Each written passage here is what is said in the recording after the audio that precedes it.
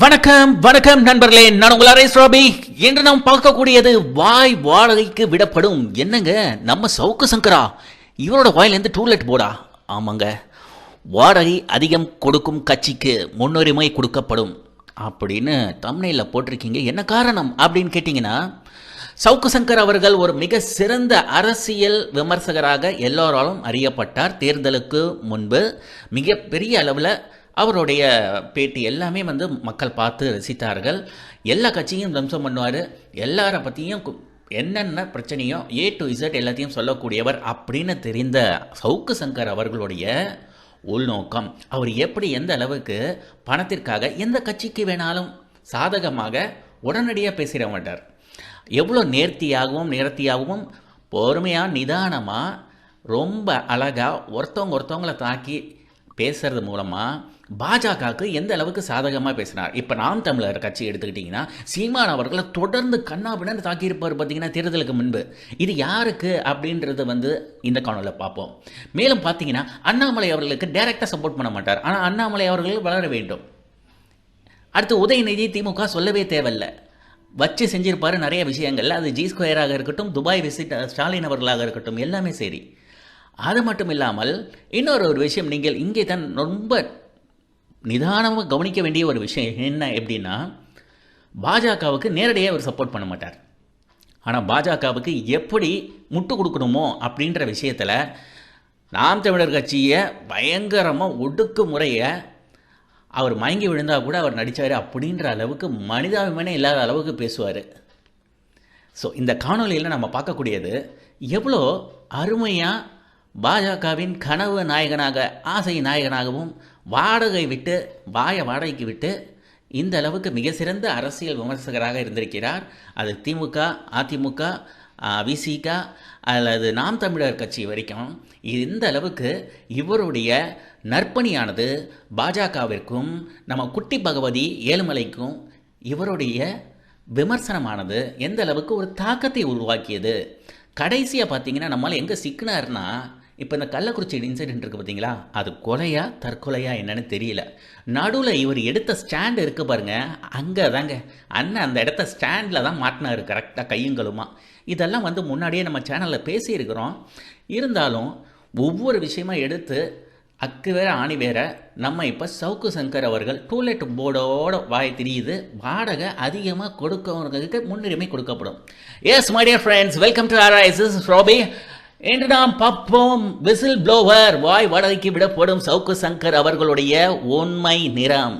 Okay, அதுக்கு முன்பு நம்ம சேனல் RIS ராபியை சப்ஸ்கிரைப் பண்ணிடுங்க. வாங்க காணொலிக்கு போகலாம். ஆம் நண்பர்களே, கிட்டத்தட்ட பார்த்தீங்கன்னா ஏன் சீமானை விமர்சிக்கணும் அப்படின்னு நீங்கள் நல்லா கவனித்து பார்த்தீங்கன்னா, முன்பு காலத்தில் பார்த்தீங்கன்னா பாஜகவிற்கு ஒரு சில அழகையெல்லாம் தேவைப்பட்டது. அப்போ சீமான் அவர்கள் தேவைப்பட்டார். ஆனால் இப்போ வந்துட்டாரு நம்ம குட்டி பகவதி. யாருன்னா நம்ம அண்ணாமலை. இனிமே எதுக்கு அப்படின்றதுனால சீமானை தொடர்ந்து கண்ணாபின்னு விமர்சிச்சுக்கிட்டு இருக்கிற சமயத்தில் நாம் தமிழர் தம்பிகள் பார்த்தீங்கன்னா, அவங்களும் அவங்க சைட்லேருந்து என்ன இந்த அளவுக்கு நம்மளை தரக்குறைவாக பேசுகிறாரு, நம்ம தலைவர் மயங்கி விழுந்தார், அதை கூட ஒரு மனிதாபிமானம் இல்லாமல் இந்த மாதிரி ஒரு விமர்சனம் செய்தார். ஆனால் அதனுடைய உள்நோக்கம் என்ன அப்படின்னு பார்த்தீங்கன்னா, குட்டி பகவதியை பெரிய பகவதியை ஆக்கிறது தான். இங்கே தான் நீங்கள் நல்லா புரிஞ்சுக்கணும். என்னன்னா, அண்ணேன்னு தெரிஞ்சுக்கிட்டு இருக்கிற நம்ம ஆட்டுக்குட்டியை குட்டி பகவதியாக இப்போ வந்திருக்காரு பார்த்தீங்களா, அவரை பகவதியாகவே மாற்றணும் அப்படின்ற மாதிரி அவருடைய வளர்ச்சிக்காக வேலையாக சீமான் அவர்களை காலி பண்ணணும் அப்படின்னு நினச்சார். ஏன்னா ஆட்சிக்கு வந்த புதுசுலேயே திமுகட்ட உடனே வாழாட்ட முடியாது பாருங்க. அதனால் புதுசாக அண்ணாமலையை மிகப்பெரிய அளவில் ப்ரொமோஷன் கொடுக்குறாரு. அது எப்படின்னா, நாம் தமிழர் கட்சிக்கு ஆப்பு வச்சு அவங்கள அப்படியே ஓரங்கட்டுவார். நீங்கள் நல்லா கவனித்து பார்த்தீங்கன்னா, அவருடைய ஃபுல் பேட்டி எல்லாத்துலேயும் பார்த்தீங்கன்னா, நிறைய பேட்டிகளில் நாம் தமிழர் கட்சியை ஒன்றும் இல்லாமல் செஞ்சுருப்பார். மேலும் பார்த்தீங்கன்னா, நாம் தமிழர் சகோதரர்கள் பார்த்தீங்கன்னா ரொம்ப இதனால் அவங்களே மன உளைச்சலுக்கு உள்ளானது எப்போனா, சீமான் அவர்கள் உடல்நிலை குறைவாக போய் மயங்கி விழுந்தார் பார்த்தீங்களா. அந்த சமயத்தில் நம்ம சவுக்கு சங்கர் அவர்கள் ஒரு ஸ்டேட்மெண்ட்டை விட்டார் பாருங்க. எனக்கே மனசு கஷ்டமாக இருந்துச்சு. ஏன்னா 1000 பிரச்சனை இருக்கலாம், என்ன வேணாலும் இருக்கலாம். ஒருத்தர் உடல்நிலை குறைவால் அவர் விழுந்திருக்காரு, நீங்கள் அதை நடிப்பு இந்த மாதிரி இப்படிலாம் பேசுறது அது வன்மையாக கண்டிக்கத்தக்கது. அது அந்த சமயத்தில் பெரிதாக யாரும் அதை கண்டுகொள்ளவில்லை. இப்பொழுது தெரிந்திருக்கும். மேலும் இன்டைரக்டாக வந்து சப்போர்ட்டுங்க யாருக்குன்னு பார்த்தீங்கன்னா பிஜேபிக்கு தான். எப்படி நீங்கள் இப்படி சொல்லிட்டீங்க அப்படின்னு பார்த்தீங்கன்னா, இப்போ ஓபிஎஸ் அவர்களை வந்து நல்லா எதிர்ப்பார், இபிஎஸ் அவர்களை நல்லா மேலே சப்போர்ட் பண்ணுவார். ஏன்னா ஓபிஎஸ்லேருந்து ஒரு பைசா வாங்க முடியாது, இபிஎஸ்ஸு காசாக தள்ளுவார். அதனால் இபிஎஸ் அவர்களை மேலுக்கு மேலே வைப்பார் இவர். ஆனால் என்ன நினச்சிட்டுப்பாங்க, ஆஹா கரெக்டாக தான் பேசுகிறார் இவர், இபிஎஸ் நல்லவர், ஓபிஎஸ் கெட்டவர். ஓபிஎஸ் வந்து கள்ள உறவு வைத்திருக்கிறார் திமுகவுடன், மகனை காப்பாற்றிக் கொள்கிறார், மகனுக்கு அமைச்சர் பதவி, இதெல்லாம் ரைட்டு ஓகே. ஆனால் இபிஎஸ் நடுவில் நீ அதிகமாக பேசுகிறது காசு அங்கேருந்து வருது. ஏன்னா இபிஎஸ் அவர்கள் எந்த மாதிரிலாம் வந்து காசு விஷயத்தில் ஒருத்தவங்கள வாய் அடைப்பாங்க அப்படின்றது வந்து அவர் தவழ்ந்து உருண்டு பிறண்டு போய் ஆட்சியை பிடிக்கும் பொழுது அந்த ஆட்சியை பிடிச்ச டைமே வந்து எப்படின்னா பணத்தை வந்து கரெக்டாக ஹேண்டில் பண்ணி நீட்டாக நவுத்துறதுல வந்து ரொம்ப கில்லாடி நம்ம இபிஎஸ் அவர்கள். ஸோ இபிஎஸ் அவர்களுடைய ஆளுமை அதெல்லாம் வேறு விஷயங்கள். ஆனால் பணத்துக்காக எதை வேணாலும் செய்யக்கூடியவர் சவுக்கு சங்கர் அப்படின்றது இதில் இருந்து நமக்கு புலப்படுகிறது. அடுத்து வருவோங்க. மேலும் பார்த்தீங்கன்னா டிப்ஸு பத்தல தம்பி அப்படின்னு யார்கிட்ட, நம்ம அண்ணாமலைகிட்ட வந்த புதுசில் வந்து நமக்கு தெரியல, அண்ணாமலை வந்து காசை கொடுத்தா நம்ம வாழ்க்கை வந்து என்ன வேணாலும் கரெக்டாக பேசுவாப்ல அப்படின்ட்டு. அதனால் போட்டு தாக்குன்னு தாக்குன உடனே அண்ணாமலைகிட்ட கேட்குறாங்க, தம்பி சவுக்கு சங்கரை பற்றி தெரியுமா? அண்ணா யாருண்ணே, அவர் பிரசிடெண்ட்டா பிரைம் மினிஸ்டரா அப்படின்னு அண்ணாமலை கிண்டல் அடிக்கிறாரு. இதெல்லாம் என்னென்னா அப்போ தான் பேச்சுவார்த்தை நடக்குது, இன்னும் டிப்ஸு பத்தல தம்பியை வந்து சேரலை அப்படின்ற மாதிரி. இது மட்டும் இல்லாமல் உன்னார நடுவில் இது பண்ணுவார், செய்தியாளரை மிரட்டிய அண்ணாமலை பாஜகவில் விடிக்கும் மோதல், வெளிவராத ஆதாரங்களுடன் சவுக்கு சங்கர் பேசுகிறார் அப்படின்ற மாதிரிலாம் பேசின உடனே அதுக்கப்புறம் டீல் உருவாகுது. சரி ரைட் ஓகே, டீல் உருவாகி டிப்ஸ் எல்லாம் கரெக்டாக ஓகே ஆன உடனே அதுக்கப்புறம் அண்ணாமலையை அப்படியே கொஞ்சம் ஸ்டாப் பண்ணுவாப்பில், திமுகவை வச்சு செய்வாப்பில். திமுக இதை செஞ்சுட்டாங்க அதை செஞ்சுட்டாங்க, வந்து ஒரு வருஷம்தான் ஆகுது, என்னென்ன அளவுக்கு முன்னேற்றம் நடந்திருக்குது எல்லாம் ஓவே. அதே சமயத்தில் சவுக்கு சங்கர் அவர்கள் எடுத்த ஸ்டாண்டு எது G2 இருக்கட்டும் மற்ற விஷயங்கள்லாம் எல்லாமே பாராட்டத்தக்கது தான். ஆனால் இதற்கு உள்நோக்கம் இவர் இங்கெல்லாம் எங்கே வேலை செஞ்சார் அப்படின்னா, குட்டி பகவதியை பெரிய பகவதியாக ஆக்கிறதுல ரொம்ப தீர்க்காதமாக செயல்பட்டுருக்காரு.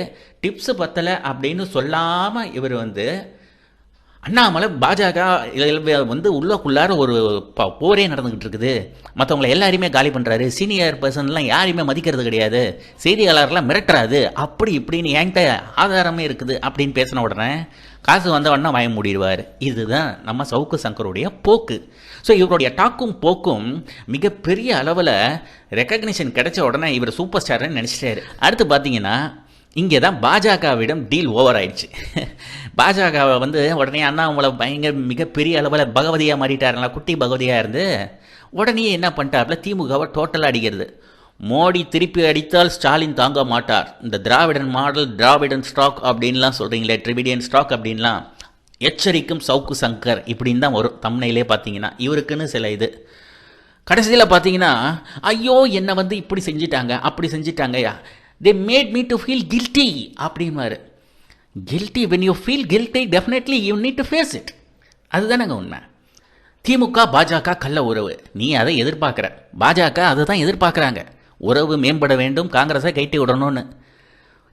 உடைகிறது திமுக காங்கிரஸ் கூட்டணி இப்படின்னே பல விஷயங்கள் பேசிக்கிட்டு இருப்பார்.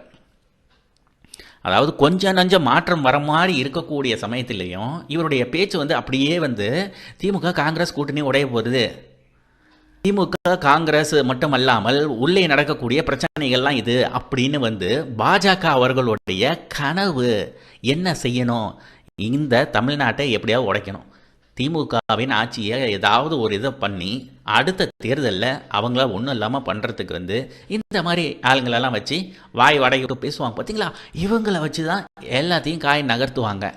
ஆனால் திமுக இதுக்கு என்ன செய்யுது? அடுத்து இன்னொரு சுவாரஸ்யமான விஷயம் என்னன்னா, தம்பியே உதயநிதியே வாடகை வரல தம்பி அப்படின்னு சொல்லியிருக்காப்ல. என்னது வாடகையா அப்படின்னு கேட்டால், ஓடாத படங்களில் நடித்தது தயாரித்தது தவிர திமுகவுக்கு இதுவரை உதயநிதி செய்தது என்ன அப்படின்னு உதயநிதியை பங்கம் பண்ணுவாப்ல. ஏன்னா உதயநிதிட்டேருந்து வாடகை வரலை அப்படின்றதான் வந்து இதனுடைய உள்நோக்கம்.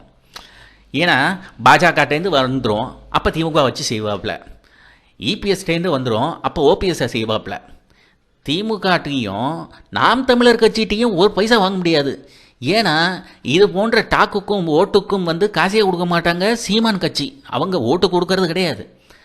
ஆளுங்கட்சியான திமுக தன்னுடைய செய்கையாலும் செயலால் என்ன செய்ய முடியுமோ அதை செஞ்சுட்டு போயிட்டு இருக்கிறாங்க. என்னதான் ஒன்றிய அரசுடைய தடை என்ன இது இருந்தாலும் சரி, அவங்க ஒரு போக்கில் போயிட்டுருக்கிறாங்க. அது மக்களுடைய ஒரு வகையில் எல்லாம் அவர்களுக்கு ஒரு வாழ்வாதாரம் ஒரு மேம்பட்டு இருக்குது. மற்ற மாநிலங்களை கம்பேர் பண்ணும்பொழுது நம்ம மாநிலம் எந்த அளவிற்கு நன்றாக இருக்கிறதுன்றது மக்களுக்கு தெரியும். ஆனால் இவர் எப்படி பேசுவார் அப்படின்னா, திமுகவின் ஆட்சி காலத்தில் ஒரு வருட காலத்தில் எப்படி இருக்கிறது பாருங்கள் அப்படின்னுவார். இவ்வளோ ஊழல் நடந்திருக்குன்னுவார். அண்ணாமலை குட்டி பகவதியை பெரிய பகவதியாக மாற்றுறது தான் இவருடைய உள்நோக்கம். மெயினாக ஓப்பனாக உதயநிதிட தம்பியே, உதயநிதி வாடகை வரல தம்பியே கொடுத்துருப்பா அப்படின்ற மாதிரி சொல்கிறது. மேலும் பார்த்தீங்கன்னா பாஜகவின் கொடுத்த போனஸுக்கு அடுத்து பேசின பேச்சு தாங்க இந்த மாணவி கள்ளக்குறிச்சியில் நடந்த இந்த சம்பவம் இருக்குது பாருங்க. பெற்றோர்களுக்குத்தான் தெரியும் அதனுடைய வலி. இவன் என்னமோ பெரிய இன்வெஸ்டிகேஷன் ஜேர்னலிஸ்ட் மாதிரியா? நீங்கள் ஜேர்னலிஸ்டா? இது உளவுத்துறையின் தப்பு. பின்னணியில் விடுதலை சிறுத்தைகள் கட்சி, காசு வாங்கிய திமுக எம்எல்ஏ. கலவரம் நடக்கவே விட்டிருக்க கூடாது. இது திமுகவுக்கு மிகப்பெரிய சோகம், அவலம் அப்படின்லாம் பேசுறது. சரி, ஏதோ ஒன்று பேசிட்டீங்க. ஆனால் வந்து இதில் விசிகா எங்கே வந்தாங்க? உளவுத்துறையின் தப்பு. உளவுத்துறை வந்து ஒழுங்காக செயல்படலை. போலீஸ்காரங்க வீட்டில் வந்து நாயை கழுவுறதும் நாயை குளிப்பாட்டுறதும் இது பண்ணுறதும் தான் அவங்களுடைய வேலை. நீதிபதிகளையே குறை சொல்லக்கூடிய சவுக்கு சங்கர் இப்படி மிகப்பெரிய அளவில் சூப்பர் ஸ்டார் ரேஞ்சுக்கு வந்து பயங்கரமாக பேச ஆரம்பிச்சிட்டார். இங்கே தாங்க நம்ம ஒழுங்காக கவனிக்கணும். இவர் பேசுறது என்ன ஒரு மாதிரியாக இருக்குது அப்படின்றது இப்போ தான் வந்து கொஞ்சம் கொஞ்சமாக மக்களுக்கு தெரிஞ்சுக்குது. எங்கே அப்படின்னு பார்த்தீங்கன்னா, இந்த கள்ளக்குறிச்சி சம்பவம் இருக்குது பார்த்தீங்களா, அதுக்கு முன்னாடியே வந்து பிஜேபியின் கனவை வந்து செயல்படுத்திட்டாரு. எப்படின்னா, திருமாவளவன் அட்டாக்கு. ஏன்னா பிஜேபிக்கு வந்து திருமாவளவன் எப்படியாவது திமுகவின் கூட்டணியிலேருந்து வந்துட வேண்டும். 2027 தேர்தலே அவங்க நினச்சது அதுதான். விடுதலை சிறுத்தைகள் கட்சி 5 சீட்டு 6 சீட்டு கொடுத்தா அங்கே திமுகவுடன் கூட்டணிக்கு இருக்க மாட்டாங்க, இந்த பக்கம் வந்துடுவாங்க. வந்தாங்கன்னா ஈஸியாக ஜெயிச்சிடலான்னு. அது நடக்கலை. முதல்வர் வேட்பாளராக அறிவிக்கும் அந்த அளவுக்கு வந்து பிஜேபி போயிட்டாங்க திருமாவளவனை. ஆனால் திருமாவளவன் அதற்கெல்லாம் ஒற்றுக்கொள்ளவில்லை. யார் இங்கே தமிழ்நாட்டில் ஆட்சி செய்யக்கூடாது அப்படின்றதில் நாங்கள் நேர்த்தியாகவும் நிதானமாகவும் ரொம்ப ஆயத்தமாகவும் அந்த விஷயத்தில் ரொம்ப ஸ்ட்ராங்காக இருக்கும், கிறிஸ்டல் கிளியராக இருக்கும். பிஜேபி வரக்கூடாது அப்படின்றதுல வந்து ஓப்பனாகவே அவர் ஒரு சொல்லிட்டார். இப்போ இவங்களுக்கு என்னென்னா, அவர்களுடைய ஆசையை எக்ஸிக்யூட் பண்ணுறாரு. 6 சீட்டு கொடுத்தா நீ வாங்குவியா? நீ எதுக்கு அவங்கள்ட்ட தொங்கிட்டு போயிட்டு இருக்கிற அப்படின்னு திருமாவளவன் கேட்பார். பாஜக விலகினால் அதிமுகவுடன் திரும்ப நிச்சயம் கூட்டணி வைப்பார். ஏனால் உள்ளுக்குள்ளார இருக்கக்கூடிய பிரச்சனை, திமுகவுக்கும் விசிகாவுக்கும் பிரச்சனை, திருமாவளவனுக்கும் ஸ்டாலினுக்கும் பிரச்சனை இப்படின்னு பேசுவார். இங்கே தான் வந்து பாஜகவின் கனவை நேர்த்தியாக நிகர்த்தியாக அழகாக சொல்லி பேட்டியில் பல விஷயங்களில் பேசுவாப்புல.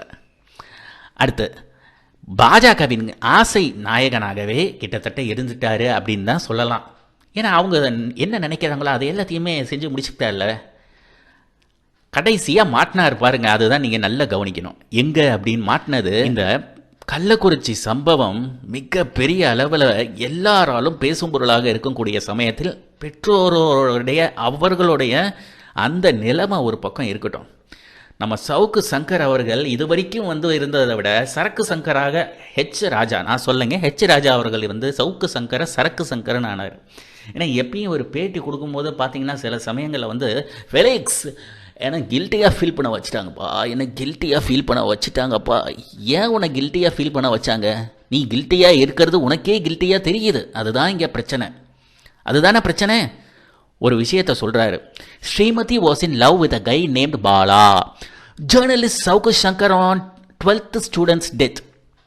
உனக்கு இது தேவையா? இல்லை கேட்குறேன். இது வரைக்கும் நான் சவுக்கு சங்கர் ஒரு விமர்சகர் அப்படின்றத, உனக்கு இது தேவையா? வந்து லவ் பண்ணதாக இருக்கட்டும், அடுத்து ஒரு படி மேலே அந்த பையனோட ஜாதி, இந்த பொண்ணோட ஜாதி, இதெல்லாம் பேசும்பொழுது சவுக்கு சங்கரோடைய உண்மை நிறம் என்ன? சாயம் வெளுத்துடுச்சுங்க. இங்கே தான் இதோட சரி, சவுக்கு சங்கர் அவர்கள் எப்படிப்பட்டவர்ன்றது தெரிஞ்சு போச்சு. ஏன்னா இந்த பிரச்சனையே வந்து திட்டமிட்டு செயல்படுத்தப்பட்டது அப்படின்றது நல்லா தெரியுது தெல்ல தெளிவாக. இன்னும் என்ன சொல்கிறாங்கன்னா, கடந்த இந்த 10 ஆண்டு காலமாக இந்த ஆட்சியில் 7 8 தடவை 7 கிட்டத்தட்ட 7ன்னு நினைக்கிறேன் 7 இதே மாதிரி டெத்து நடந்திருக்குது. ஆனால் இந்த டெத்து வந்து பார்த்தீங்கன்னா மிகப்பெரிய அளவில் கலவரத்தை உண்டாக்கியது. இதற்கு எப்படி முட்டு கொடுக்குறாப்புலன்னு பார்த்தீங்கன்னா, சாதியையும் இந்த மாதிரி விஷயங்கள் இதெல்லாம் இப்போ பேசக்கூடியதா? உண்மையாலுமே மனிதாபிமானம் இருந்தவராக இருந்திருந்தால், ஒரு நல்ல விமர்சகராக இருந்திருந்தால், if you have been a perfect whistle blower, என்ன விஷயம் எடுத்திருந்துருக்கணும்? அந்த ஸ்கூல் எப்படி இருந்திருக்கணும், அந்த மேனேஜ் எப்படி இருந்திருக்கணும், இந்த கவர்மெண்ட்டு சில விஷயங்கள் செயல்படுத்தாத போனது அப்படின்றத போகிறத விட்டுட்டு, தேவையில்லாமல் அந்த பொண்ணு வந்து ஒரு லவ் அஃபேர் இருந்துச்சு, அந்த பையன் வந்து இந்த ஜாதி, இந்த பொண்ணு இந்த சாதி, இது இப்போ தேவையா? இப்போ தான் நம்ம சவுக்கு சங்கரை ரொம்ப நுண்ணிப்பாக அப்படியே ஃபோக்கஸ் பண்ணி பார்க்கணும். இவர் எப்படிப்பட்ட ஆள் இப்போ புரியுதுங்களா உங்களுக்கு? வாடகைக்கே விட்டு சம்பாரிச்சுக்கிட்டு இருந்த நம்ம சவுக்கு சங்கரோடைய இன்னும் பல விதமான ஆதாரபூர்வமான சில விஷயங்களோட அடுத்த காணொலியில் உங்களை வந்து சந்திக்கிறேன். எஸ் மை டியர் ஃப்ரெண்ட்ஸ், இந்த காணொலியை பார்த்தமைக்கு மிக்க நன்றி. தேங்க்யூ ஃபார் வாட்சிங் this video. Stay with us connected by subscribing Arise Robbie and don't forget to click on the bell icon. Thank you.